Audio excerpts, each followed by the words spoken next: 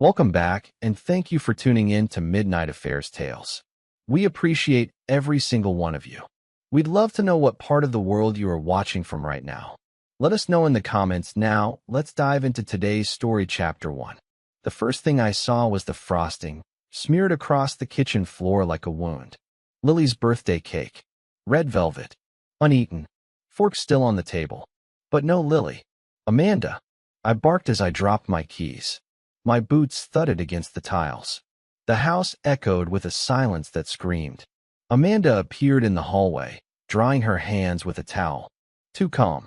She probably ran off, she said with a shrug that stabbed through my gut. She's 10. She doesn't run off. I scanned the room. Her school bag was still here. Her shoes too. But the front door was unlocked. And something else, on the wall by the kitchen counter. A scratch, like someone had been dragged or fought back. I knew violence. I'd seen it in sandstorms and city alleys. This wasn't random. Where's her phone? I asked. Amanda didn't answer. Where's her F***king phone, Amanda? She must have left it. Wrong answer. Lily never left without it. That phone was her link to the world and to me. I turned, scanning the living room. Something buzzed faintly under the couch. I got on my knees and pulled it out, Lily's old burner phone. She used it for games. I unlocked it with the code she made me memorize, my birthday. One message stood alone, timestamped an hour ago. They said not to tell you. But I think they're lying. That's when I knew. Someone had taken my daughter. And someone in this house was covering it up. Amanda opened her mouth to speak again, but I was already gone, racing upstairs, heart thudding, mind calculating. My hand shook, not from fear, from the familiar feeling I hadn't touched in years. War. And it had just come home. Before we move ahead, I just want to say, your support truly means everything. We're building something special here, and our next big goal is reaching 10,000 incredible subscribers. If you're feeling the emotions in these stories, imagine what's still to come. Subscribe now, be part of this amazing journey, and let's keep growing together. Your one click can make a real difference. Let's continue the story. I stared at the scratch on the wall again. Jagged. Fresh. It was low kid height. There was a faint smear next to it. Blood? Maybe. I took out my knife and scraped a sample into a plastic bag. Old habits never die.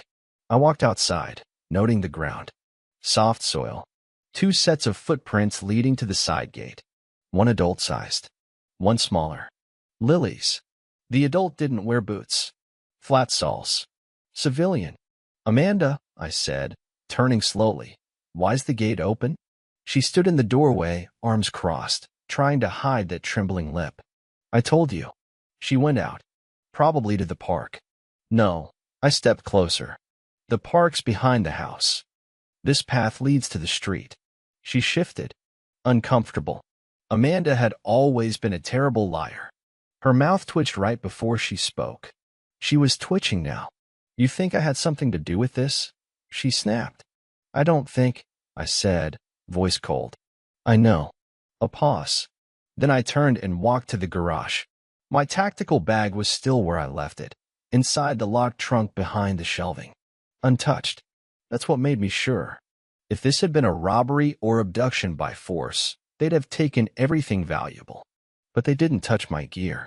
They knew what it was, and they knew not to touch it. I opened the bag, loaded my Glock, checked the tracker in Amanda's car.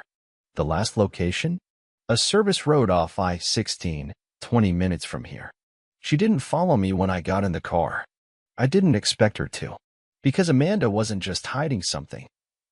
She was in on it. And whoever took Lily didn't realize one thing. I wasn't just her father. I was trained for this. I parked 100 feet from the spot Amanda's GPS had last pinged. A dusty, half-abandoned service road. Old warehouses lined one side. The other? Pine trees and silence. But silence doesn't fool me. It has weight. It hums when something's off. I moved low, methodical. Scanned for cameras. Motion detectors. A single tire track curved off into the trees. Recent. Narrow. Like a van. That's when I heard it, faint, mechanical clicking. I followed it to a rusted-out storage unit, door slightly ajar. Inside, I found a laptop, humming, and on the screen, paused, a video of Lily, blindfolded, hands tied, sitting on a mattress, still breathing, alive. I swallowed the surge of rage that clawed at my throat. I clicked play. A deep voice, masked by a modulator. Mr. Callahan, we know what you are. We know what you did in Kandahar. If you speak, your daughter dies. Then a face. Not Lily's. Amanda's. In the corner of the screen, Amanda is pacing, watching, not crying, just watching. I hit pause. My jaw clenched. My mind snapped back to the text Lily sent. They said not to tell you. But I think they're lying. Lily knew. I reached into my jacket and pulled out the old military medallion I gave her when she was 5. It was a GPS keychain too, microchipped and encrypted. And I had the tracker. I tapped into the signal. A red blip appeared 74 miles west. Still moving. They were transporting her. I had 2 hours, maybe less. I closed the laptop, exhaled slow, and whispered the promise out loud. I'm coming, baby. And I'm bringing hell with me. I didn't go home. I drove to a bar off the highway where the cell signals are garbage and the bartender doesn't ask questions. I sat in the darkest corner, pulled out Amanda's old phone from my glove compartment, the one she thought I never found, and tapped into the spyware I'd installed 2 years ago. At the time, it was just routine security. I never expected to use it on her. But tonight, it was my lifeline. Her call history loaded. Last night, 2 calls to Ryan. Ryan Garrett, my business partner for 8 years. The man I trusted with my company. With my life. There were voicemails, too. I plugged in my earpiece and played them back. Jack can't know. He'll burn it all down if he finds out. Tell them I'm keeping him distracted. Just get the girl out. I sat there, heartbeat slow, breath steady. The kind of calm I only knew in combat, right before a kill shot. I didn't rage. Rage clouds judgment. I planned. I copied the data to a burner drive. Then I made 2 calls, one to an old contact in Cybercom, the other to Marty, a fixer from my Black Ops days. I gave them everything I had, Amanda's contacts, the van's last GPS hit, even the voice from the video. And then I texted Amanda. We need to talk. No cops. No lies. Just answers. Her reply came instantly. Jack, please don't do this. But she was too late. I knew what she'd done. I knew what she helped Ryan do. And now I needed to know why. Because betrayal like this doesn't just happen. It's built, layer by layer. And I was ready to tear every layer apart. Amanda agreed to meet at the marina. Neutral ground. Public, but quiet. She arrived in sunglasses and a hoodie, like that could hide the guilt dripping off her. Where is she? I asked, voice flat. Amanda didn't answer. Just sat on the bench beside me, hands trembling. She didn't cry. Not yet. You lied, I continued. You said she ran off. But you knew. You knew where she was the whole time. I didn't have a choice, she whispered. There's always a choice. She looked at me then, and for a second, I saw a flicker of the woman I married. Then it was gone. They came to Ryan first. He owed money. Gambling. Debt. I don't know. They threatened to kill him, and then they came to me. Said if we gave them access to your firm's security routes, they'd leave us alone. And Lily, she swallowed hard. They said they needed leverage. Said if we gave them Lily, you wouldn't go public. You'd stay quiet. My hands curled into fists. You handed our daughter over like she was a briefcase. No, she snapped. It was Ryan. He said it'd be for a few days. Just to scare you. Then they changed the plan. I leaned in, face inches from hers. What changed, Amanda? She looked away. You started digging. They knew you wouldn't stop. They were right. I stood, heart like stone. Amanda reached for my arm, voice breaking. Jack. I didn't mean for this. Save it. I cut her off. You meant enough of it. I turned away, pulled out my phone. The tracker Lily had on her medallion was moving again southbound, fast. Whatever plans they had, they were in motion. So was I. I found Ryan at the gym he used to brag about owning but never really worked out in. He was in the private training room, hitting a heavy bag with all the power of a spoiled banker. He didn't see me come in. He definitely didn't expect the Glock pressed to his spine. "Miss me?" I said. He froze, arms raised. "Jack. Hey, listen." Turn around slowly. He did. Face pale, sweat beading. The coward was finally unmasked. "Where is she?" "Jack." I didn't. I drove a fist into his gut. He hit the floor hard, gasping. "No lies, Ryan. I have Amanda's calls. The video. The wire transfers." That got his attention. "Okay," he wheezed. "Okay, look. They took her. The cartel. They wanted you out of the picture. They said you were poking too close to some deals." "What deals?" "Defense contracts. Overseas shelf fronts. You were asking too many questions. They thought you'd talk. And you just gave them my daughter?" "They said they wouldn't hurt her," he muttered. "They said it was leverage. You'd back off if they had her. They were wrong." Ryan sat up slowly. "You don't understand, man. These guys aren't street thugs. They're professionals. Ex-military. Black market buyers. They have real reach. So do I." I stepped closer, pressed the barrel to his kneecap. "Give me a name." He hesitated. Then, "Victor Morello. He runs operations out of Nuevo Laredo. Imports. Mercs. Ghost-level ops. That's all I needed." I left Ryan on the floor, bleeding and shaking. Because the hunt wasn't just about finding Lily now. It was about burning down every bastard who touched my family. And Morello? He just got moved to the top of the kill list. The sun was setting behind the Savannah skyline as I walked into the old shipping warehouse near the docks. Dust hung in the air like fog. The location came from Marty. One of his off-the-record sources flagged it as a cartel meeting spot. Quiet. Unmonitored.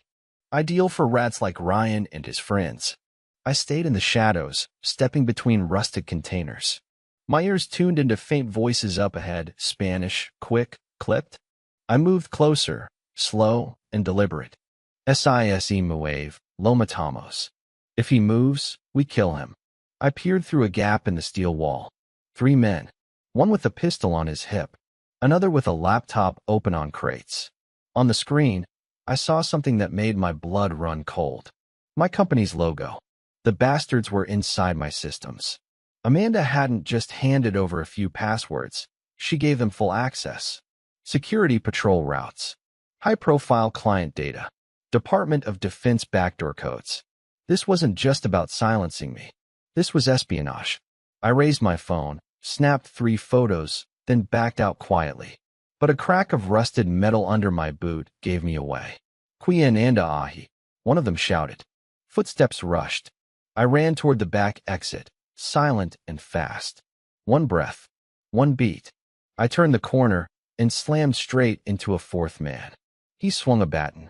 I ducked, grabbed his wrist, twisted till it popped. He screamed. I clapped a hand over his mouth and dragged him into the dark.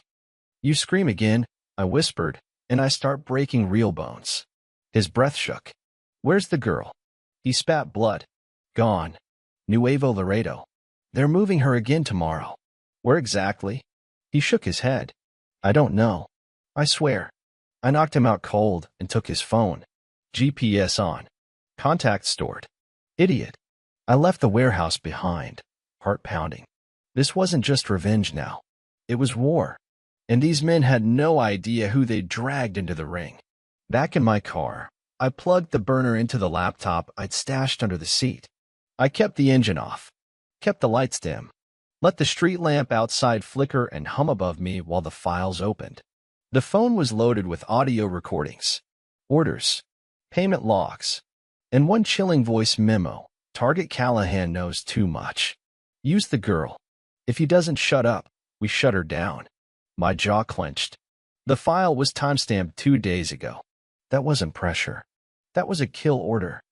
I forwarded it to Marty and my contact at Cybercom, labeled it Level Red, Confirmed Threat. Then I sat there for a moment, listening to the soft ticking of the hazard light. 1 click at a time, my pulse syncing with it. Then another notification popped up. Unknown caller. Blocked ID. I answered, slow and silent. A voice buzzed through, distorted. "You're smart. Jack. But you're not invincible. My breath stilled. You're trying to play soldier again, the voice said, but this is different. This is global. And you're alone. I didn't speak. Let them talk. Back off. Take the L. Bury the grief. Or we'll send you what's left of your daughter in a shoebox. I ended the call without a word. I didn't need to respond. They'd hear my answer soon enough. I glanced at the photo Lily drew that I kept taped to the dashboard. Stick figures, labeled in crayon. Me. Daddy. Mom. Our house. Her smile was crooked, scribbled too hard. It always made me laugh. Now it made my chest ache. They thought I'd fold. Disappear. Mourn. They didn't realize I wasn't a civilian. I wasn't built for surrender. They'd taken my child to force silence. Instead, they gave me purpose. By morning, I had a plan. The man whose phone I stole, his name was Ronaldo Diaz, mid-tier operator in Morello's smuggling pipeline. His messages confirmed the next route. Lily was being moved through a fake customs convoy, southbound toward a ranch outside Nuevo Laredo. 3 vehicles. 2 armed. 1 unmarked van carrying the cargo. Lily was the cargo. I hit up Marty again. Told him to get me names, routes, driver aliases, everything. You going alone? He asked. Wouldn't trust anyone else, I replied. You're crossing into cartel land with 1 Glock and a grudge? I didn't laugh. I've crossed worse borders with less. Before I left, I stopped at my storage locker. Opened a case I hadn't touched in 6 years. Inside was everything I'd sworn I'd never use again. My old vest. Knives. Military-grade smoke canisters. A suppressed M4 I'd buried under layers of disuse. And a photo of my unit, ghosts now. I nodded at them like they were watching. This one's personal, boys. I drove southwest through the night. No music. No distractions. Just the hum of the wheels and my mind sharpening like a blade. By dawn, I reached the edge of cartel territory. The ranch lay ahead, behind a chain of low hills and fences with motion sensors. But that was fine, because I wasn't going through the front. I parked 3 miles out. Hiked the ridge. Watched through my scope. There she was. Lily. In the back of a van. Pale. Scared. But alive. I adjusted the safety on my rifle. Took a breath. And whispered the words no enemy ever wants to hear. Daddy's coming. The air smelled like gasoline and sweat. I lay prone on the ridge, 800 yards from the ranch, watching the convoy prepare to move. A white van sat in the middle. Unmarked. Covered in dust. 1 driver, 1 passenger, both armed. A cartel SUV in front. Pickup with mounted surveillance gear in the rear. Flanking. Tight formation. Military-level discipline. Amateurs wouldn't run security like this. But I wasn't targeting amateurs. I was targeting ghosts, same as I used to be. I marked wind direction. Calculated timing. Visuals were tight, but the back of the van had one weakness, a half-second delay between the driver's door closing and the locks auto-engaging on the cargo section. That's all I needed. I loaded smoke. Slid 2 flashbangs into a thigh holster. I wouldn't go in loud. Not yet. I had to pull her out clean. Marty's intel showed a maintenance path through a gully behind the ranch. Unwatched. Old fence broken. I took it. I moved like water, low, invisible. Bypassed a motion sensor using a scrap of mirror and a handful of dirt. Slipped through the wire without a sound. I waited behind an irrigation tank until the vehicles rolled out. 10 seconds. 20. Then I moved. As the van hit the curve past the back gate, I deployed a homemade tire ripper, flattened the rear driver's side. Screech. Skid. Panic. 2 guards jumped out. Before the second man could raise his radio, I was on him, arm-wrapped, knee to the spine, knife at the throat. He dropped cold. The first guard turned too late. I shot him through the leg. Not to kill. Just to end it fast. Then I ran to the van. Lily. I shouted. A muffled scream. I yanked the rear doors open. There she was, duct-taped, eyes wide, heart pounding. Her tiny wrist bruised. Daddy? She whimpered. I've got you, I said, voice trembling. You're safe now. I'm here. But I wasn't. Not yet. Because a drone overhead buzzed to life, and a red dot blinked on my chest. We dropped behind the van as the laser tracked me. I pulled Lily close, shielding her with my body. Then I heard it clicking. Not a rifle. A drone signal, someone watching. Live. I scanned the trees. Caught a shimmer, barely visible, where light refracted off something metal in the branches. A high-tech surveillance drone. That wasn't cartel tech. That was government grade. And they'd been watching us since I hit the ridge. Lily, I whispered, I need you to do something. She nodded. Brave. Just like her mother used to be before the lies. Remember that painting you made for me? The one with the cabin and the blue roof. She blinked. You mean the one where the sun had sunglasses? I smiled, just for a second. Yeah, you said it was our safe house. 'Cause you said that was where the bad guys couldn't go. Exactly. It wasn't just a painting. It was code. We'd practiced this. Ever since she was old enough to know what I did. I made our emergency drills into bedtime games. She memorized landmarks like other kids memorize TikToks. The blue-roofed cabin was real. In North Carolina. Mine. Off-grid. And she remembered. I fired one blind shot into the drone's direction, enough to startle, not destroy. Bought us a 2-second window. I grabbed Lily, bolted for the brush, vanished into the trees. No gunfire followed. Strange. We didn't stop moving for 20 minutes. When we reached the parked ATV I'd buried under brush the night before, Lily finally spoke. Are they going to keep chasing us? Yes. Are you going to stop them? I met her eyes, green, like mine. I'm not just going to stop them, baby. I'm going to bury them. We reached a gas station on the outskirts of town by nightfall. I wrapped Lily in a hoodie and dark cap, gave her protein bars and a juice box. She didn't speak much. Trauma does that. I kept an eye on the door while I used the burner phone to dial Amanda. She picked up after 2 rings. Jack. Her voice cracked. I got her. Oh, thank God. Don't you dare pretend to pray. Silence. She's bruised, Amanda. They tied her up like cargo. I didn't know, she said, voice breaking. They said, Ryan said, it was just for leverage. Ryan's a roach. And you? You stood there and let them drag her into hell. I wanted to stop it. I tried bullshit. I snapped. I saw the video. You watched them prep the handoff. You watched. I could hear her crying. But I felt nothing. Just cold resolve. What do you want from me, Jack? She whispered. Names. Routes. Codes. I want everything Ryan gave them. And I want it now. You don't understand. I'm dead if I talk. We both are. I leaned against the wall, eyes on Lily as she quietly peeled the wrapper off a candy bar. No, I said. You're already dead. The only question left is whether you go down alone. Amanda breathed heavy, shaky. Then quietly she said, there's a server. At Ryan's condo. Hidden under the wine cellar. He kept backups. Contacts. Payments. Plans. You just bought yourself 5 minutes of mercy, I muttered. Use them wisely. She whispered something I almost missed. What? I didn't mean for this to happen. I hung up. Meaning doesn't matter when your child's been hunted. All that matters now? Justice. And I'm just getting started. Ryan's condo was luxury wrapped in glass, a high-rise fortress overlooking the city skyline. Gated access. Retinal scanner. 24-hour concierge. Didn't matter. I wasn't going through the front door. I built this man's security system myself. From a service tunnel 2 blocks away, I accessed an underground junction box and killed his fiber-optic cameras with a looped feed. The guards would see 10 minutes of a hallway stuck in time. That's all I needed.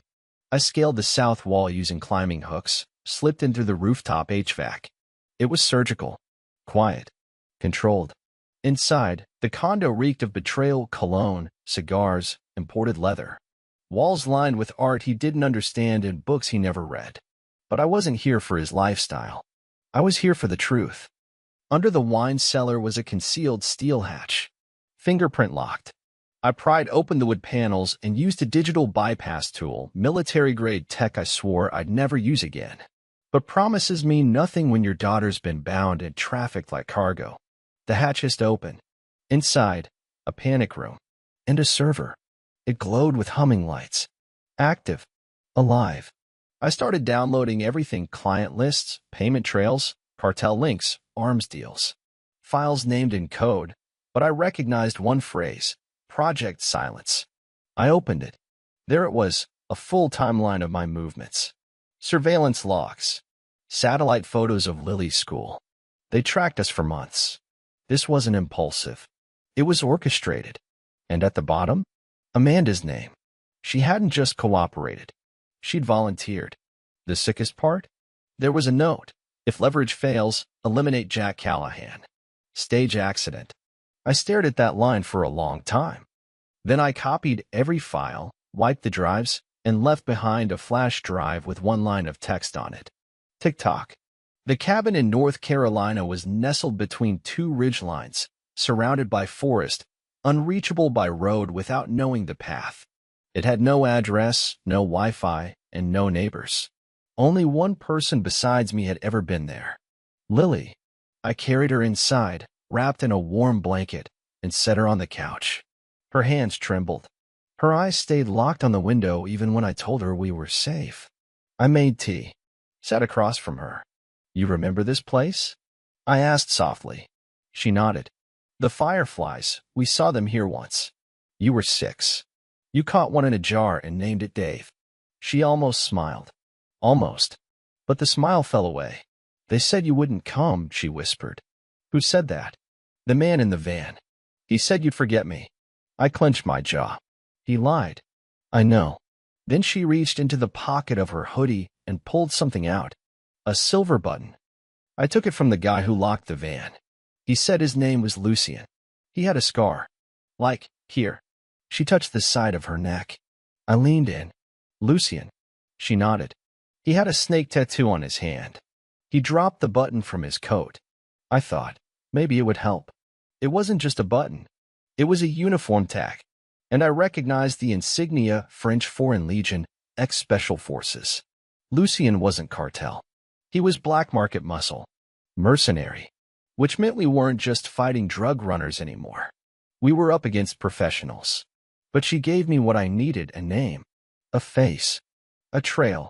I pulled her into my arms, kissed the top of her head, and whispered, You did good, baby. You did better than good. Because her whisper just gave me the edge I needed. Now I wasn't just hunting. I was hunting Lucien. Dawn hit like a war drum. I left Lily with Marty's cousin, ex-Marine, off-grid specialist. The only man I'd trust to guard what mattered most. Then I hit the road, geared up in tactical black. Every weapon loaded, every step precise. Lucien was spotted 2 hours from the border, heading toward a safe house near Eagle Pass, Texas. Untraceable vehicle, no plates. My cybercom contact pulled satellite heat maps. He wasn't alone. I drove hard and fast, no music, just the hum of wheels and a loaded plan forming in my head. By midday, I reached a desolate gas station 5 miles from the safe house. Refueled. Waited. Then I saw it. A black SUV. Windows tinted. Moving like a ghost. It pulled in. One man stepped out. Lucien. He moved like a soldier, confident, silent, precise. Scar on the neck. Snake tattoo. He entered the station store while the driver fueled up. I followed. Inside, I grabbed a bottle of water and walked up beside him at the counter. Long drive? I asked. He glanced at me. No recognition. Hot day, he replied. I met his eyes. You remember Lily Callahan? He froze. Everything slowed. He reached, but I moved faster. My elbow slammed his jaw. His hand hit the shelf. I spun him, pinned him against the drink's cooler, and whispered in his ear. You picked the wrong child. He growled. You're dead, Callahan. They already marked you. They should have used stronger ink. I dragged him into the bathroom and zip-tied him to a pipe. Shut the door. Locked it. Then I leaned close. You're going to tell me where Morello is, or I'll make what happened in Kandahar look like a honeymoon. His lip curled. You won't break me. I smiled. Lucien, I'm not here to break you. I'm here to erase you. Lucien broke after 6 hours. It wasn't the pain. I knew how to apply pressure without breaking flesh. It was the silence. The way I stood over him, calm, surgical, unmoved. That's what cracks men like him. Not rage. Stillness. He gave me an address in Matamoros, Mexico, a factory turned safe house. He said it was one of Morello's ghost sites, the kind no government official dared poke. That's where they took the high-value leverage. That's where Morello was. I gagged Lucien and left him zip-tied to a bench in a roadside sheriff station lobby. Anonymous tip already sent with GPS coordinates and a recording of his confession. The man would rot in a concrete hole by sundown. Then I went to work. Before I crossed the border, I spent a day preparing. Back in Houston, I hit an old favor, Santos. Ex-Delta, now running a tactical gear rental front for private contractors. He owed me from Mosul. When I told him what happened, he didn't blink. You want entry gear or burn gear? He asked. Both, I said. And I need it clean. No cereals. No heat. 2 hours later, I had everything. Breaching charges, flashbangs, silent comms, facial disguise kit, encrypted drone, and a sidearm I hadn't held in over a decade, a .45 caliber 1911 with my initials still scratched under the grip. That night, I didn't sleep. I trained. Burpees. Load drills. Low-light nav tunnel breathing. I tuned my body back to war. Not just to kill, but to control. Control the room. Control the target. Control the outcome. Because the next step wasn't rage. It was precision. And when I crossed that border, I wouldn't be Jack Callahan the father. I'd be Jack Callahan, the nightmare they paid to forget. I was halfway to the border when the message came in. Encrypted. From Marty. You need to see this. Attached was a video. Timestamped. Dated 3 weeks before Lily's kidnapping. I pulled off the road, opened my laptop in the back seat, and hit play. Amanda. Sitting in a dimly lit hotel room. Talking to someone just off-screen. He won't stay quiet, she said. He's asking questions again. Pulling old files. Ryan's voice answered. Then we make him quiet. Amanda looked down. Twisted her wedding ring. If he finds out about Istanbul, he'll never forgive me. Ryan laughed. We're already past forgiveness. I paused the video. Istanbul? I rewound. Played it again. Slower.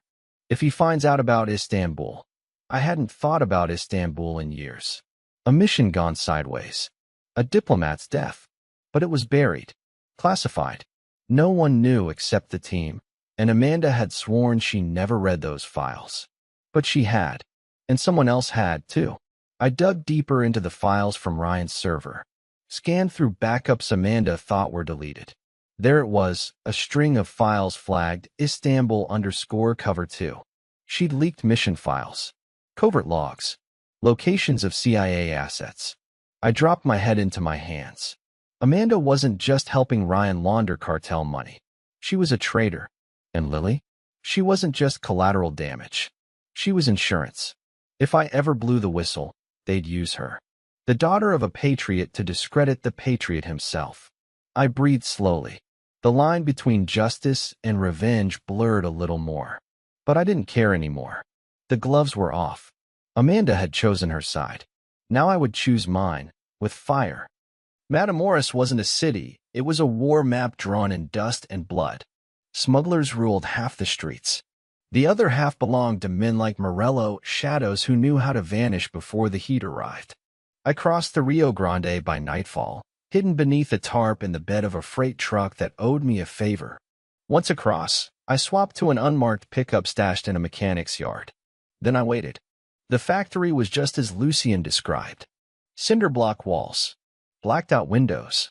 A single access road. 3 sentries, 2 on the ground, 1 on the roof. I flew a silent drone overhead, custom rigged with infrared and low-frequency tap. It picked up a dozen heat signatures. One of them matched Lily's size. 2nd floor. Far corner room. Surrounded. The assault couldn't be messy. It had to be surgical. I parked 2 blocks away. Went in on foot, gear wrapped tight, vest snug, heartbeat steady. I climbed the rear drainage pipe, slid onto the 2nd-story catwalk, crept along the metal beams until I was above the sleeping guards. Flashbang. Drop. Suppress. 3 down in 5 seconds. I swept into the hallway, rifle up, cleared corners with no hesitation. The screams started too late. I reached the door, kicked it open. Lily wasn't there. It was a decoy room, a doll under a blanket, warmed by a space heater to mimic her body temp. Trap. Too late. I heard the hiss of gas. Then the door slammed behind me, and everything went black. The gas hit my lungs like a freight train. Not tear gas. Too clean. This was sedative. Military grade. Slow the brain, then the body. Knock out the fight before it starts. But I trained for this. I dropped to the ground instantly, breath held, pressing my wrist to my mouth. Bit into the pill sewn into the band, activated charcoal and atropine mix. Old field trick. Give me 90 seconds of motor control. Enough to stay upright. Maybe. The door burst open. Boots thundered in. 2 men. Unmasked. I lunged. Swept the first one's leg. Drove my knee into his throat. He gurgled. The other swung a baton. It clipped my shoulder. Pain flared. I used it. Grabbed his wrist. Elbowed his jaw. He staggered. I slammed him into the wall. But my legs gave way. Vision blurred. Air thinned. Then, black. When I woke, I was in a metal chair, hands bound. Mouth dry. Blood on my lip. Lights above, too bright. A warehouse. Cold concrete beneath my boots. Across from me stood a man in a tailored coat. Salt and pepper hair. Calm eyes. The kind that had seen too much and cared too little. Morello. I expected more from a legend, he said, pouring himself whiskey. Jack Callahan. Ghost of Kandahar. Patriot. Father. Fool. I didn't respond. You know, he continued, swirling the glass, Amanda thought you'd never make it this far. But I told her he's stubborn. At that name, my fists twitched against the zip ties. Oh yes, he smirked. She was the first to flip. Istanbul was her price. We didn't even have to threaten her daughter. She offered the leak before we asked. You're lying, I croaked. No, he said, sipping. You just underestimated who she became. Then he pulled out a phone. Pressed play. Amanda's voice. He's a threat. If it comes to it, eliminate him. And just like that, something inside me broke. Not grief. Not pain. But permission. To end this. Completely. The moment Morello left the room, I dislocated my thumb. Pain ripped up my arm. White hot. But the zip tie snapped. 30 seconds later, I had the chair leg free and the bindings around my ankles loose. I scanned the room. One exit. Security cam in the corner. No weapons in sight. Just steel shelves, storage crates, and a toolbox. I went quiet. Patient. 2 guards rotated every 15 minutes. When the next one stepped inside, I was ready. I launched forward, chair leg raised, and cracked it across his face. He dropped. I caught his pistol before it hit the ground. The other shouted too late. 2 rounds. One to the knee, one to the chest. Non-lethal. Fast and brutal. I took his radio. Package stable.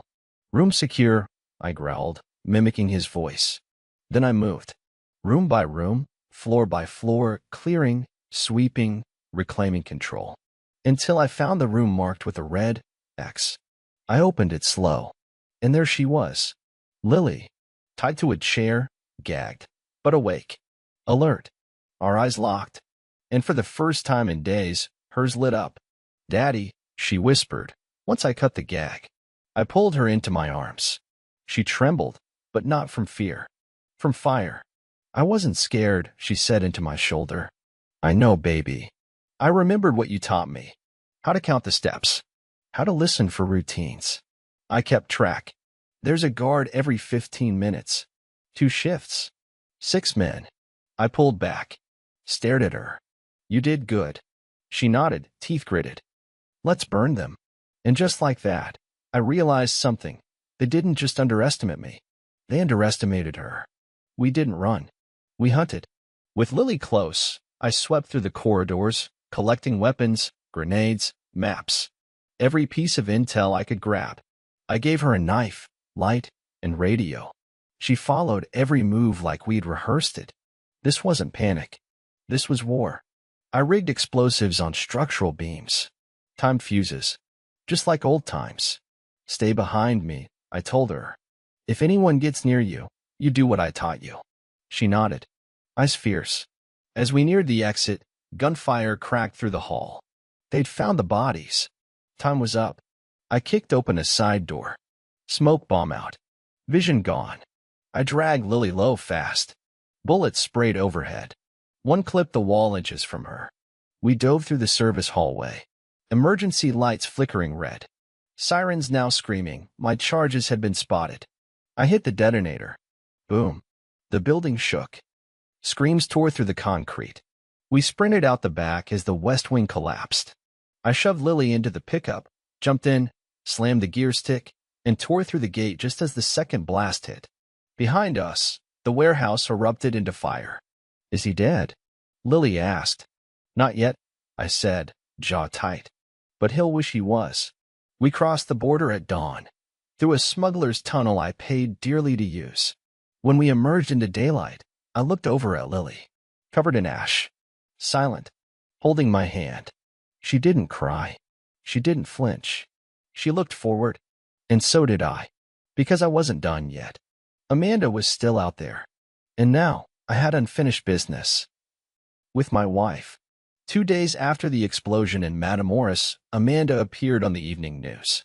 I watched from a motel in El Paso, sitting beside Lily, both of us still recovering from smoke and adrenaline.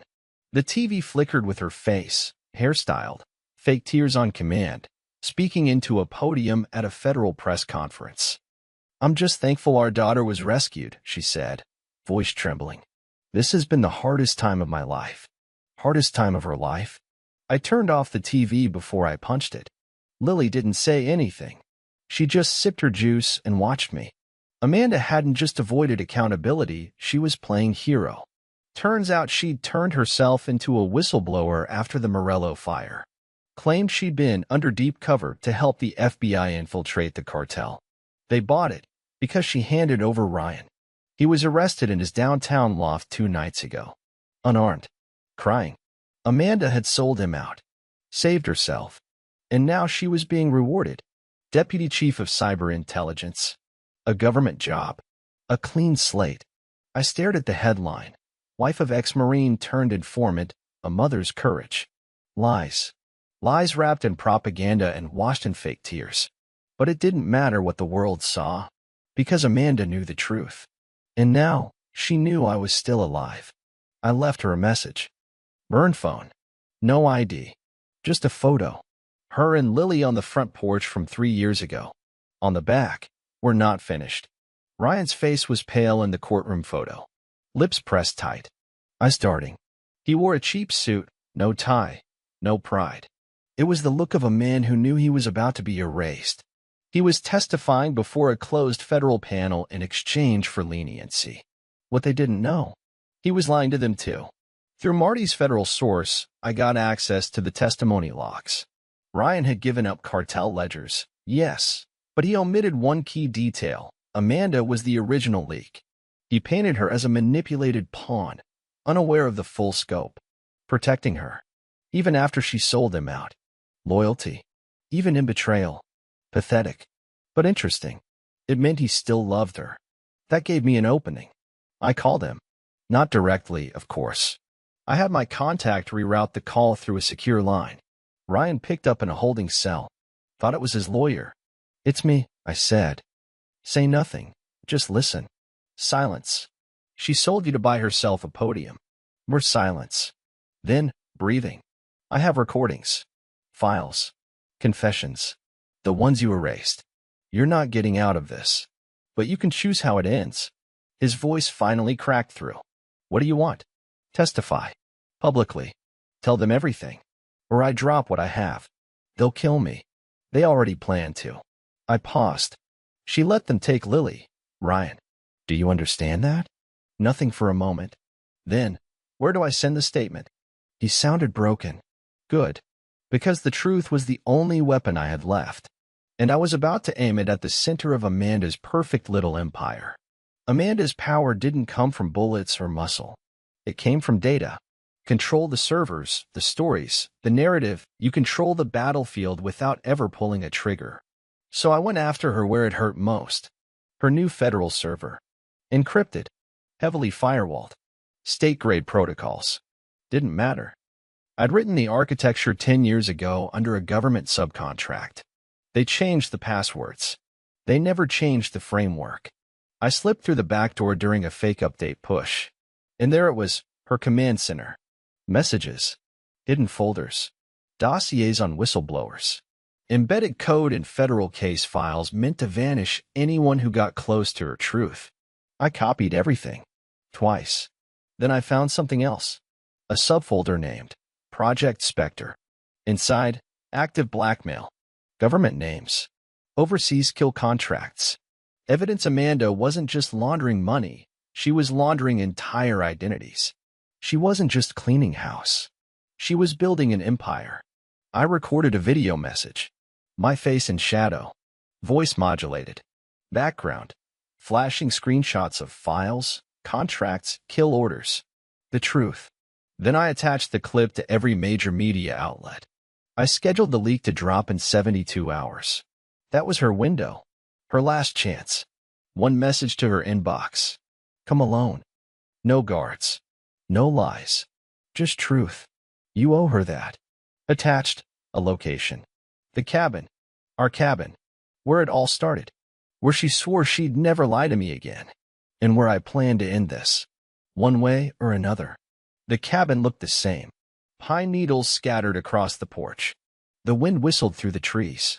Morning fog crawled across the clearing like a ghost that never left. I was inside at dawn, pacing. Lily was safe, 2 counties over with Marty's team. Guarded. Shielded. She didn't know what was coming today, just that I had to settle something. Amanda arrived at exactly 10 a.m. alone. Hair down. No makeup. Gray coat over black jeans. She looked smaller than I remembered. But it wasn't the years or the stress, it was the weight of truth catching up. She stepped inside without knocking. Closed the door behind her. You called, she said quietly. I gestured to the table. Sat opposite her. Between us, the old chessboard Lily used to play with. You lied about everything, I said. Amanda didn't argue. You sold me out. Sold Lily out. You let Ryan plan her abduction while you posed for cameras. Her voice cracked. You think I don't live with that every second? No, Amanda. I don't think you live with anything. I think you escape it. With just enough truth to keep the mask on. She looked down at her hands. I didn't know they'd take her like that, she whispered. They promised. They're criminals. And you believe their promises? Silence. Heavy. I lost you, she finally said. I lost you years ago. And I wanted something back. Anything. So you took our daughter. Tears slid down her cheeks, silent. You think this meeting's about forgiveness? I asked. Amanda looked up. No, she said. It's about the end. And she was right. Because outside, 3 federal SUVs had just pulled into the woods. She brought company. I stood slowly. Calm. Controlled. You had one last choice, I said. I made it, she replied. Me too. I pressed the switch in my pocket. And every file I'd gathered went live. News broke before noon. The video flooded every platform. Dark screen, voice distorted, files pouring across the screen in real time. Government secrets. Dossiers. Amanda's voice on loop. If it comes to it, eliminate him. And then, chaos. Amanda's security detail pulled her out mid-meeting. But it was too late. Her name was trending nationwide. Not as a hero, as a fraud. From mother to mastermind, Amanda Callahan exposed. The footage of Lily's captivity, the ledger from Ryan's database, the intercepted voice recordings, it all unspooled like a slow-motion execution. Amanda tried to spin it. Press conferences. Lawyers. Denials. But you can't argue with your own voice ordering a hit on your husband. Ryan's written testimony hit the wires the same day. His signature. His account. Her betrayal. The FBI launched a full inquiry into Amanda's division. Half her team resigned. One was arrested. And the public? They devoured it. Talk shows. Podcasts. Headlines.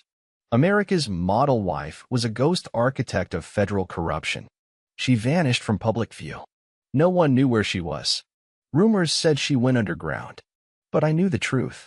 She was hiding. Not from the government. From me. A week passed. I didn't chase her. Didn't need to. Justice had already caught up. But something inside me stayed unsettled. Not because she was gone, but because it wasn't finished. Closure doesn't come through headlines. It comes face to face. So I waited. And one night, she came to me. At the cemetery, where our son was buried, the baby we lost before Lily. The only place I knew she still visited. She stepped out of the shadows like a ghost. No makeup. No press coat. Just Amanda. She stood across the grave from me. I came to say goodbye, she said. No, I said, voice low. You came because Gilda's teeth. She closed her eyes. I'm not asking you to forgive me. Good, I snapped. Because you don't deserve it. We stood in silence, wind biting around us. I loved you once, she said. You loved yourself, I replied. And you used Lily as a pawn. Amanda looked up. You were never just a soldier, Jack. You were a force. And I didn't know how to keep up. I stepped forward. You didn't have to keep up, I said. You just had to stand beside me. But you ran. She nodded. And now I'll run for the rest of my life. She turned to walk away. Don't come near her again, I said. Not ever. Amanda paused, then nodded once, and walked into the dark. I looked down at the headstone, ran my fingers over our son's name, and whispered, it's done. But I wasn't a soldier anymore. I was something else. A father. And finally, after all the blood and fire, a free man. By the second week, the empire Amanda helped build was collapsing. Ryan's plea deal was revoked when they discovered he'd hidden offshore accounts. The FBI froze everything: personal assets, shell corporations, crypto vaults. Every contractor they'd paid for silence was now being hunted. I sat in front of a monitor, watching it unfold like a slow-motion implosion. News anchors called it the most comprehensive internal corruption takedown in modern U.S. intelligence history. But that wasn't the part that mattered to me. What mattered was the quiet knock on my cabin door that morning. It was Santos, my Delta buddy, the one who gave me the gear. He had a file in hand and a face like stone. You asked me to track down the remaining names in Amanda's dossier, he said. There's one left. Slippery bastard. Financial ghost. Cartel handler. Cleaned her money and Ryan's. Name. Marco Ibarra. Goes by the broker. He's the one who brought Amanda into the cartel circle. Made her valuable. Lives like a ghost in Colombia now. I stared at the file. A new name. A new face. But the same sickness. You want me to flag him? Santos asked. No, I said, jaw tight. I want to finish what I started. Santos just nodded. You sure? He asked. I wasn't sure about a lot of things.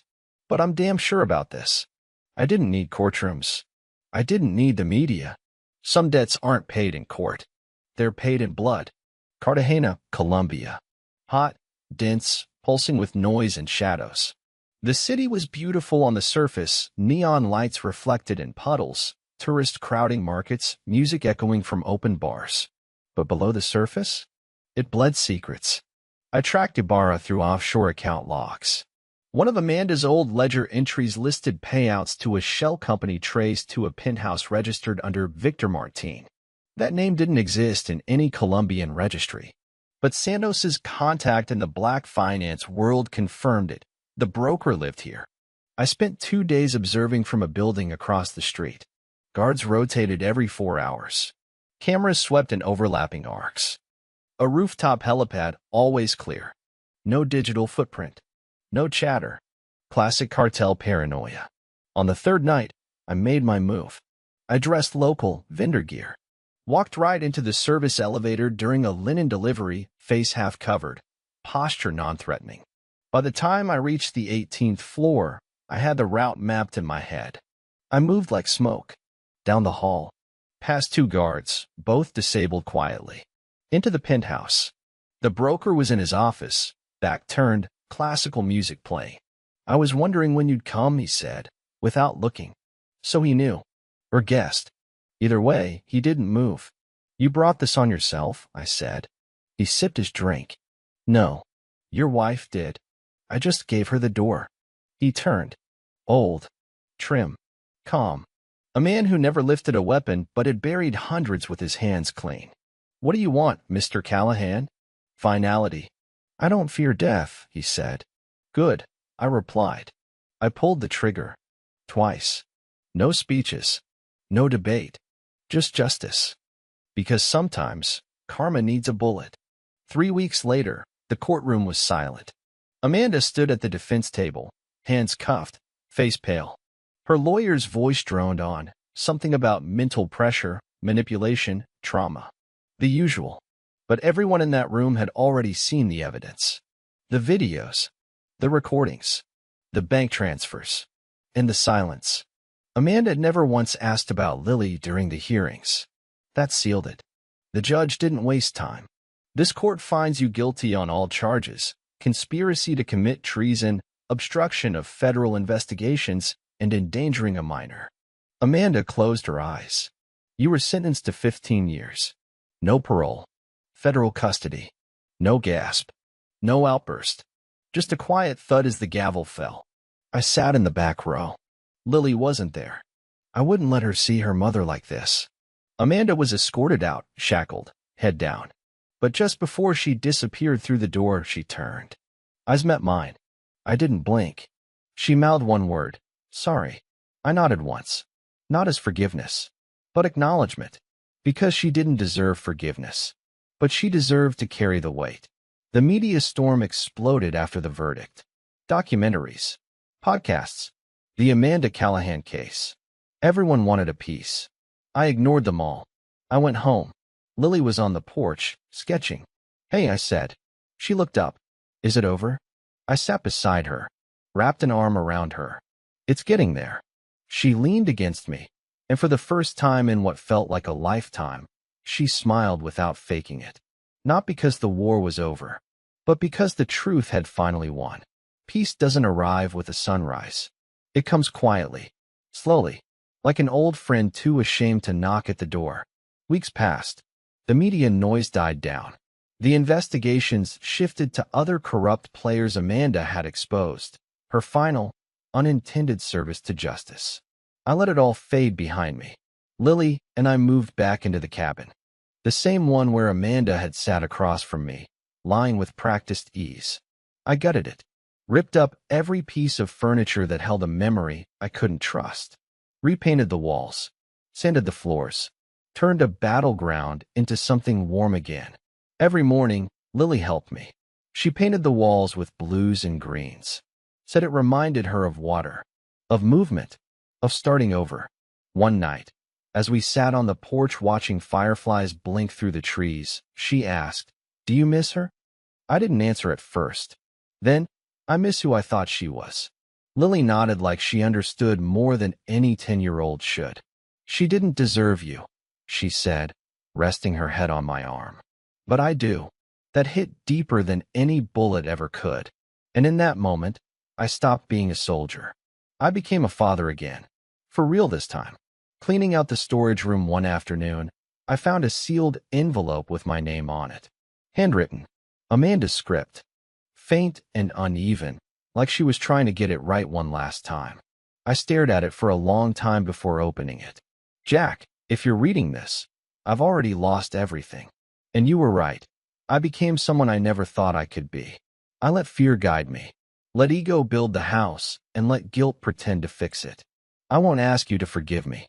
I just hope Lily never forgets that she was always the only good thing I ever helped create." Hey, I read it twice. There was no apology for the betrayal, just a quiet admittance of loss. Lily found me sitting with it later that night. "What's that?" she asked. "A ghost," I said, and tucked it back into the envelope. "Should we burn it?" she asked. I smiled at her. "No, we don't need fire to forget. We just need to keep walking forward." She nodded, took my hand, and we sat together under the stars. That night, I didn't dream of war. I dreamed of watercolors. By spring, the cabin didn't just look different, it felt different. We'd installed new windows, rebuilt the porch. Lily hung wind chimes from the rafters, and every morning the breeze carried soft music through the rooms. But the biggest change wasn't the house. It was her. She laughed now. Real laughter. The kind that came from her belly, not her throat. She painted more. Big canvases. Landscapes. Memoryscapes. One was a picture of her, me, and a mountain with no path, just the two of us holding hands, walking straight up it anyway. You're not going to put that in a museum? I teased. No, she smirked. It's staying right here. We hung it above the fireplace. Every evening, she'd read aloud from the books I used to love but never had time to finish. Steinbeck, Bradbury, old soldier novels, hope wrapped in grit. One night, she paused mid-page and asked, "Do you think people like us ever get to just be happy?" I looked at her freckles, bruises long gone. I still older than her age. We don't wait for happiness, I said. We build it. She nodded and turned the page. It was a Tuesday when the knock came. Not loud, not aggressive. Just 3 short taps, like someone unsure of being welcome. I opened the door to see a man I hadn't seen in 8 years. Clay Mercer. Last man standing from my Kandahar unit. Left the team after his son died in a school shooting. We'd exchanged 1 letter since then. No calls. He stood there in a brown jacket, hands in his pockets, eyes guarded. "Jack," he said. "Clay, you got time?" I stepped aside. Inside, we sat in silence for a minute. "I saw the hearings," he finally said. "Saw what you did." I waited. "I'm building something," he continued. "A private op rescue missions. Children like Lily. Trafficked. Forgotten. No politics. Just purpose." I looked at him. Saw the weight he carried. Same as mine. "You want me in?" "I want the man who burned a cartel empire down for his daughter." "Yeah, I want you in." Lily walked into the room then. Hair tied up, barefoot, holding a brush. She looked at Clay, then at me. "Friend of yours?" "Brother," I said. She nodded, smiled slightly, and disappeared back down the hall. I turned back to Clay. "I'm listening." Because the war wasn't over. It had just changed direction. The night after Clay's visit, I couldn't sleep. I stood on the porch, looking at the stars, listening to the soft rustle of trees and the chime Lily had hung just outside the window. For the first time in years, I wasn't thinking about enemies or revenge. I was thinking about what came after. Clay's offer sat in my chest like a loaded rifle full of purpose, but heavy with responsibility. Inside, Lily stirred. She patted out in her socks, her blanket wrapped around her shoulders. "You're thinking loud again," she said, eyes half closed. I smiled. "I am." She sat beside me, pulling her knees to her chest. "You're going with him, aren't you?" I hesitated. "I don't have to." She looked up at me. "You do." I swallowed. "I spent so long trying to protect you from that world, Lily." "And you did." She leaned her head on my shoulder. "But maybe now you help protect kids who don't have someone like you." The wind blew softly. The trees swayed. For a moment, everything was still. She was right. This wasn't about chasing ghosts anymore. It was about building a world where fewer ghosts are born. I kissed her forehead. "I won't be gone long," I said. "You always come back," she replied. And that promise, that truth, felt more powerful than any weapon I'd ever held. Clay and I launched our first mission 2 months later. Guatemala. 2 kids. Brothers. Taken from a refugee camp and sold to a transport ring. We tracked the buyer to a private estate posing as an orphanage. High security. Armed guards. No government oversight. It was everything I used to face overseas. Only now it was happening in our hemisphere to children. Innocence. Forgotten by paperwork and red tape. We went in at dawn. Flash entry. No fatalities. Swift, clean, no errors. The kids were in a locked storage room. Dazed. Starving. One of them clung to Clay's arm. The other? He stared at me with hollow eyes until I showed him a photo of Lily, smiling. Safe. "You'll be okay," I told him. "I promise." Back at the airstrip, Clay sat beside me on the tarmac. "Never thought I'd be doing this again," he said. I handed him a cigar. "Feels different, doesn't it?" "Feels right," he nodded. We watched the sun rise behind the cargo plane that carried those boys back to safety. No medals. No parades. Just peace. And for the first time, I felt what I never thought I'd earn. Not redemption. Honor. Because survival isn't the end of a story. It's the responsibility to help someone else begin theirs. When I got back to the cabin, a letter was waiting. No return address. Postmarked from a federal correctional facility. Amanda. I stared at the envelope for an hour before opening it. Jack, I heard what you're doing. What you've done. Saving children. Doing what the rest of us never had the spine to do. I'm not writing for forgiveness. I'm writing because I finally understand what it means to lose everything and still stand up again. I'm proud of you. Tell Lily I think of her every day. I hope she grows stronger than both of us. Hey, it didn't make me feel better. But it didn't make me angry, either. It was just a line in the sand. A ripple on water already disturbed. I read it once more, then folded it away into the same box where I kept Lily's early drawings and one picture of Amanda before the lies. Lily found me later that night. I didn't hide it. She read it. Quietly. Then she said something I didn't expect. I hope she finds peace. Even if she never gets to see us again. I didn't reply. I didn't need to. Because she meant it. And for that moment, I knew we had broken the cycle. It was her idea. Lily wanted to speak at her school's end-of-year event. A public forum on courage and justice. She stood in front of a packed auditorium, wearing her favorite denim jacket, a microphone in hand, a fire in her chest that only survivors carry. My name is Lily Callahan, she began, steady. When I was 10 years old, I was taken. My father found me. Gasps murmured through the room. He didn't just save me. He made me feel safe again. And now, he saves other kids who don't have a dad like him. But this story isn't just about him. It's about what happens after the fear. After the fire. She paused, looked right at me in the front row. We don't let pain define us. We build with it. And we protect the people who can't protect themselves. Tears welled in my eyes, but I held steady. Because she wasn't just my daughter. She was my legacy. She was the proof that we didn't just survive. We evolved. The hill overlooked a quiet valley in South Dakota, a private memorial site for Black Ops veterans never officially acknowledged. I stood there with clay, a folded flag in my hands, reading names etched into cold stone. Names of ghosts we once bled beside. Names the world never knew, but I'd never forgotten. We came to bury one more, Javier 6 Morales. My comms guy from the Kandahar unit. Gone in silence. No ceremony. No one to call him home but the two of us. The 3-round salute was quiet, ceremonial, just us, our hands over our hearts, our eyes closed. I laid the flag on the stone, whispered a few words I'd never say again. You were always the soul of our fire team, brother. We made it out, but we never really made it home. Clay nodded beside me, blinking back whatever men like us can't say aloud. You know, he said, we're the last ones left. I looked across the grave. Then we make sure we're the ones that matter. We left the site in silence. Not because there was nothing to say. Because we'd already said it all, years ago, between bullets and blood.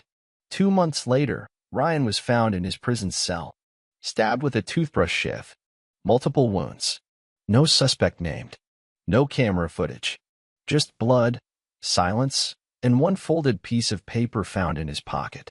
She used us both. That was it. No name. No final prayer. Just a man who finally saw the truth and had nowhere left to run. I stared at the article for 10 minutes before tearing it in half. I didn't feel relief. Or vengeance. Just finality. The last chapter of the betrayal that started this all had been closed not with bullets, but with karma. Lily asked me if I was sad. No, I said. He made his choices. And in the end, he paid for them. She nodded. Not out of cruelty, but out of understanding. She'd grown up faster than she ever should have. But now, she carried wisdom, not wounds. That mattered more than justice. That meant healing had won. The cabin was alive now. It didn't creak in pain anymore. It didn't feel like a bunker or a fortress. It breathed. Lily filled it with music, an old record player Clay gifted her. She played Springsteen, Stevie Nicks, even some of my old Johnny Cash vinyls I thought were long gone. The walls had color now. Her paintings lined the hallway. Dreams in acrylic. Memories turned into mountains, lakes, skies with no ceiling. We hosted 2 of the rescued boys from Clay's operation last Christmas. I built bunk beds. Lily taught them how to roast marshmallows and paint galaxies on wood panels. One night, as the boys slept, Lily whispered, "This feels like a real family." I turned away before she saw my eyes blur. She wasn't wrong. We weren't just surviving anymore. We were growing, living. And for the first time since this war began, I let myself believe that maybe I didn't just win justice. Maybe I won peace. 1 year to the day since I pulled Lily from that van in Matamoros, I stood at the edge of the woods behind our property, holding the dog tag I never thought I'd wear again. I pressed it into the soil, covered it, not as a grave, as a seed. Behind me, Lily called out, "Dad, come see this." I walked back up the trail. She stood next to a carved wooden sign she'd been working on for a week. Callahan Safe House, EST 2025, below it, her smaller handwriting read, "You made war. We made peace." I stared at it for a long time, then hugged her, tight, because the war they started with me wasn't just over. It was documented, recorded in ashes, rebuilt in trust. They took my daughter to silence me, but I didn't just survive. I made them listen. And now, we were the ones writing the ending. The envelope was thick, unmarked. Clay handed it to me while we stood outside the airstrip hangar, the sun bleeding into the horizon behind us. "New intel," he said. "Girl, 13, taken in Arizona. Border town snatchan van. We tracked her across to a private transport cell north of Tijuana." He didn't say more. He didn't have to. I opened the folder, saw her face. Young, bright. The kind of face the world forgets once it's stolen. "She got a family?" I asked. "Mom. No dad. Local police think she ran off. They gave up on day 3. And this is day 15. I closed the folder. 15 days meant the window was closing. Clay put a hand on my shoulder. "You don't have to say yes." I didn't answer him directly. I just walked toward the gear room, pulled my old vest off the hook, ran my fingers over the stitching. The initials Elsie sewn in by Lily when she was younger. She'd said it stood for Legendary Callahan. But now, it meant Legacy Continues. Before I left for Mexico, I sat with Lily under the tree we planted last spring, the one we named Hope. "You'll be gone long?" she asked, not scared, just curious. "Maybe a week. Could be less." She handed me a small silver pin, shaped like a compass. "I made it in art class," she said. "So you always find your way back." I tucked it into my chest pocket. "You're the reason I always do." She looked up at me. "Promise me one thing. Anything. When you find that girl, bring her home like you did with me." I leaned in. "I promise you, Lily, no matter what, she gets home." She hugged me hard. No tears. Just strength. That's when I realized. Lily didn't just survive trauma. She'd grown into someone who understood the weight of saving others and the grace of letting someone go when they had to fight for someone else. She was braver than I'd ever been. The rescue wasn't clean. 2 men dead, 1 injured. The girl safe. Her name was Alondra. She barely spoke for the first 12 hours. She sat beside me on the extraction truck, knees pulled to her chest, eyes hollow. But when I handed her the photo Lily drew, the one with our house, the fireflies, and the blue cabin roof, she finally looked up. "She drew this?" she asked. "Yeah," I said. "She used to be where you are. Scared. Alone. Is she okay now?" "She's more than okay." Alondra stared out the window. "I want that." "You'll get there," I promised. "And until you do, we'll walk with you." She nodded once. A tiny flicker of light behind tired eyes. It was enough. Not victory, but proof that war could be rewritten, one child, one life at a time. We got home just before dusk. Lily was waiting on the porch, hair tied back, sketch pad in hand. When she saw Alondra step out of the truck, she didn't wait. She ran to her and hugged her like she was family, because she was. That night, the 3 of us sat on the back porch, watching the first fireflies of the season dance through the grass. Alondra whispered something I almost didn't catch. "They're real." "What is?" Lily asked. "The fireflies from her drawing." I didn't think they were real. Lily smiled. "They only come when you're safe." I leaned back, arms around them both. And for once, I didn't think about missions or vengeance or ghosts. I just breathed. Because in the end, they didn't silence me. They gave me a reason to speak louder, through action, through fire, through love. And now? We were the ones lighting up the dark. I didn't watch the interview live.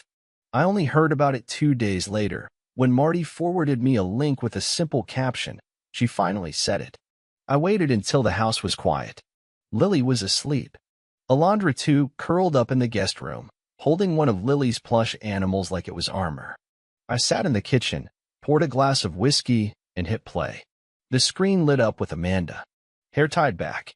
Orange prison uniform. No makeup. No lighting tricks. Just the raw truth on her face, hollow eyes, thin frame, voice worn down by consequence. The journalist sat across from her, stiff and rehearsed. Amanda, do you have anything to say to your daughter? And to Jack? Amanda didn't blink. There's nothing I can say that fixes what I did. She paused, swallowed hard. But I will say this, they survived me. And I hope that survival turns into something bigger than I ever was. The interviewer leaned in. Do you regret choosing the cartel? Amanda shook her head slowly. No, I regret not choosing them. My family. I stared at the screen. No tears. No rage. Just silence. And maybe that's what healing really is, not forgetting what someone did, but choosing to no longer carry it like a knife. I closed the laptop. Went outside. The wind had picked up. The chimes swayed softly. In the dark, I whispered toward the stars. She said it. Lily. You won. We won. And I meant it. The funeral was unmarked. No family. No service. No flowers. Just a cold, gray plot in a forgotten federal cemetery reserved for inmates without claims. I hadn't planned to go, but part of me needed to see it through. I arrived just as the groundskeeper was lowering the coffin. No nameplate. Just numbers. I stood at a distance. Didn't move. Didn't speak. A gentle breeze passed, rustling the nearby branches. Even nature seemed unsure of whether to grieve or forget. You know, a voice said behind me. I turned. Clay, dressed in black. Quiet, steady. I figured you'd come. He made choices, I said. Yeah, Clay nodded. And he died still running from them. We stood there, two men shaped by war and betrayal, watching a ghost vanish into the dirt. No one else is coming, Clay said. They never do for men like him. We walked back toward the truck. Halfway down the gravel path, I stopped. Dropped a single item into the grass near the grave. Ryan's old challenge coin. One he gave me after our first contract together, back when I still believed in him. Clay saw it and asked nothing, because it didn't need explanation. Ryan died with nothing. No family. No redemption. But he died with his truth finally known. And that mattered. Not for him. For me. The air was heavy with rain, though not a single drop had fallen yet. I sat in the truck, parked outside Lily's school, watching the kids run across the grass, backpack swinging, laughter echoing. I wasn't protecting her anymore. I was just being her father. A presence. A peace. When she spotted me, she waved. Not shy, not ashamed. Proud. This was her life now. No security details, no hidden weapons, no coded messages tucked under pillows. Just routine. Stability. Something I used to believe I'd never get back. At home that evening, we made dinner together. Alondra helped. She chopped vegetables with a confidence that hadn't been there months ago. Lily played her favorite playlist through the speakers, soft, mellow acoustic songs that made the house feel warm. After dinner, Lily brought out a photo album. I want to show Alondra where we started, she said. We flipped through page after page. Old pictures of us in the early days, before the kidnapping, before the chaos. Then sketches, newspaper clippings, even one photo of Amanda, taped in at the corner. Lily looked at it. Quiet. Then she whispered, I don't hate her anymore. I nodded. That's how you know you've healed, I said. When you stop needing revenge to feel better. She closed the album and leaned her head on my shoulder. Do you think we're safe now? I took a breath. We're not just safe, I said. We're free. But as I looked out the window, I knew deep down, peace isn't a place. It's a decision. And every day, we choose it again. The final scene is this. Lily runs through a field of wildflowers behind the cabin, Alondra close behind. Their laughter mixes with the breeze, louder than any gunfire I'd ever heard. I stand by the old oak tree, hand on the wooden sign we built together, Callahan's safe house, where fire became light. The past still lives here, but only as a foundation. I open my journal, the one I started the day she was taken. I write one last line. They tried to silence me with fear, but all they did was remind me how loud love can be. Then I close the journal forever, because this isn't a story about revenge. It's about return, to self, to family, to purpose. And if you're watching this right now, maybe you're carrying something too. Something heavy. Something that was never fair, but still became yours. So here's my question to you. What's your fight? And what will you do when it's finally over? Let us know in the comments. I want to hear your story. We want to hear it. And if this story hit you deep, if it made you feel something real, don't just hit like. Don't just subscribe. Leave a line. Say something. Be the voice someone else might need to hear. Because maybe someone's watching this from a dark place right now. And maybe your words are what pull them out. This was My Daughter Was Kidnapped to Silence Me. I taught the kidnappers what war really means. And I'm Jack Callahan. Still standing. Still speaking. And now, I'm done running.